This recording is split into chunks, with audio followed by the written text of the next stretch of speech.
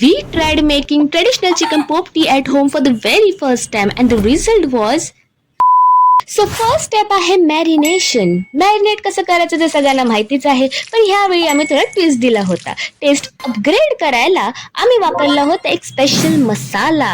हा मसाला इतका भारी आहे की एकदा वापरलात ना तर तो तुमच्या किचन मधला एक परमनंट मेंबर बनू शकतो. आणि तो मसाला आहे सुहाना मसाला.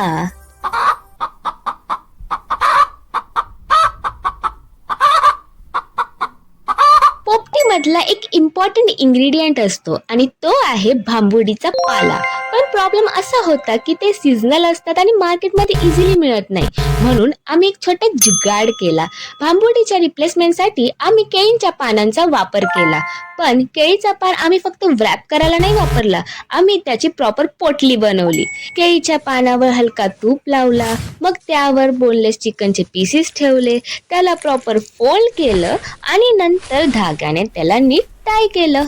आणि अशा 1-2 नाही तर 3-4 पोटलीज रेडी झाल्या. बघता बघता पोपटीच्या पोटलीज तयार झाल्या.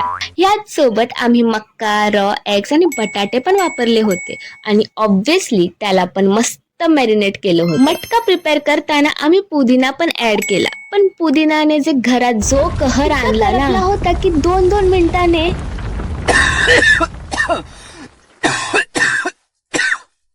सगळे खोकत होते. त्या मोमेंटला तर आम्हाला डाऊटच येत होता, पुदिना वापरायला पाहिजे होता की नाही.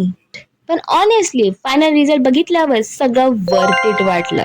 फ्लेवर एक नंबर आला होता. आणि मी लास्ट व्हिडिओमध्ये काही आयटम्सला रेटिंग्स दिले होते, तर ह्याला मी डायरेक्ट देईन 10 on 10.